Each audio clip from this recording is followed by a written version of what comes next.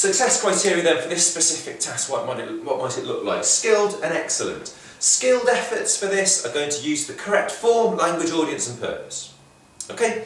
They're going to choose some descriptive words and they're going to use accurate sentence structures. So your sentences aren't going on too long. Absolutely crucial that that happens. Lots of us fell down in the mocks because your sentences are going on and on and on. I'll show you in a moment. Excellence then. How do we achieve excellence? How do we explore excellence? More ambitious, more appropriate words and techniques that you're using. So great words, variety of sentence structures with increasing confidence, clear sections using paragraphs, and you begin and end well. Grab your examiner's attention from the start. Okay, right, so let's have a look at an answer. I'll show you a couple of answers which came out in the mocks. They're almost exactly what people wrote. I've changed a little bit for here and there. What do you think about this? Remember that our question is, describe a place that you know well. This summer come to Oxford and enjoy the amazing city. It's got everything you need.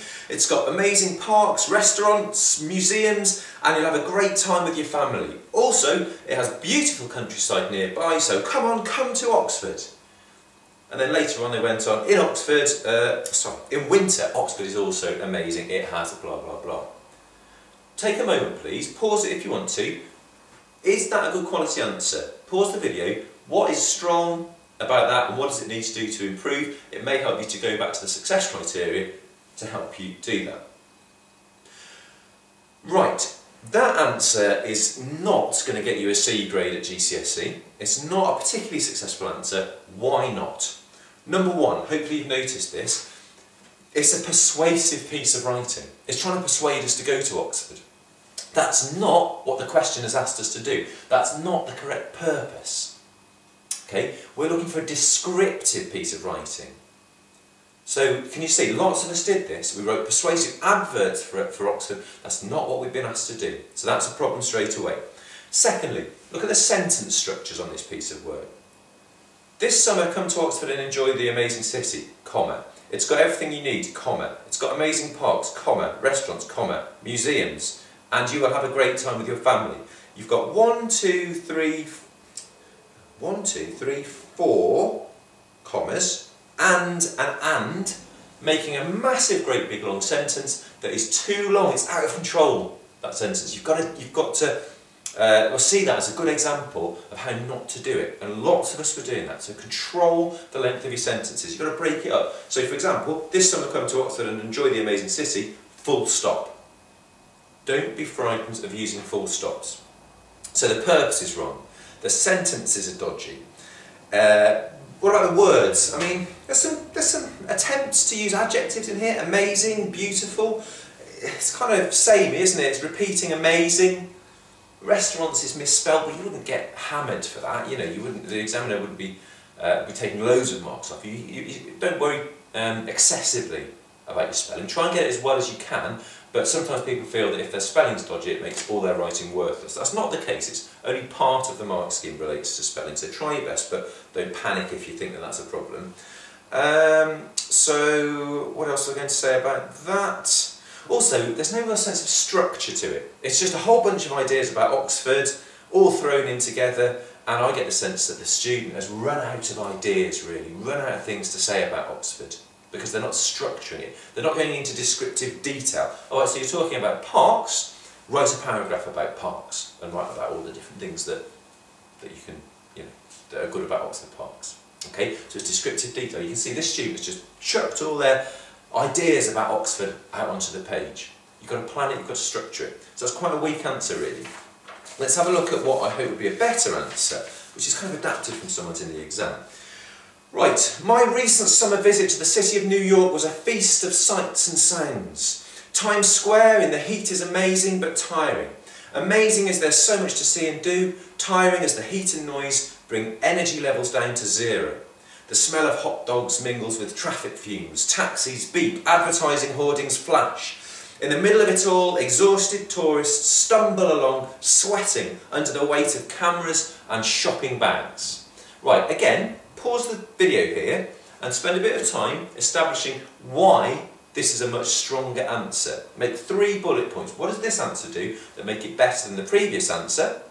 And if to help you with that, go back and look at the success criteria again. Okay, do that now.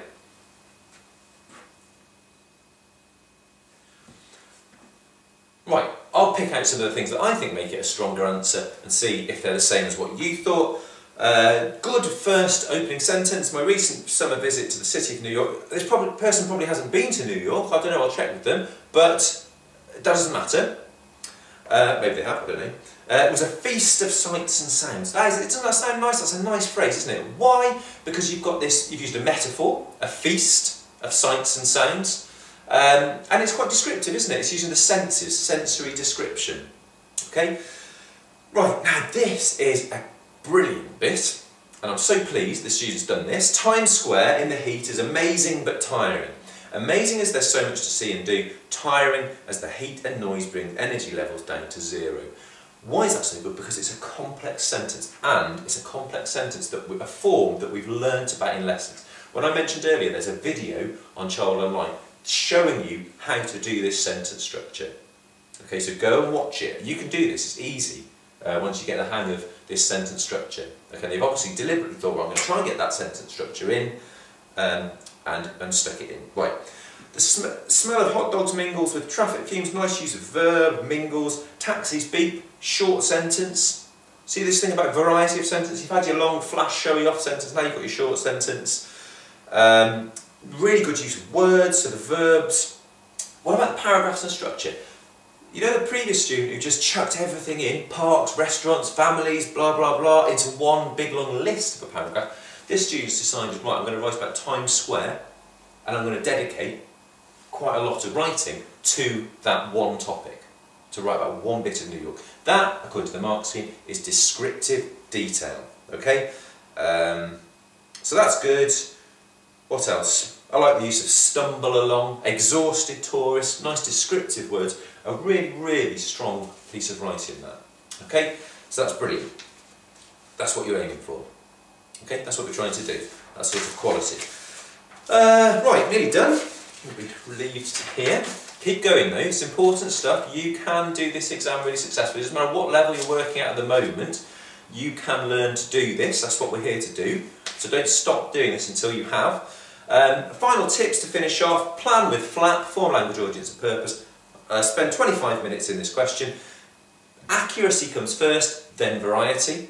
I'm thinking about your sentence structure there, thinking about your vocabulary. Make sure if your sentences aren't accurate and if you don't use paragraphs, you're not going to do well.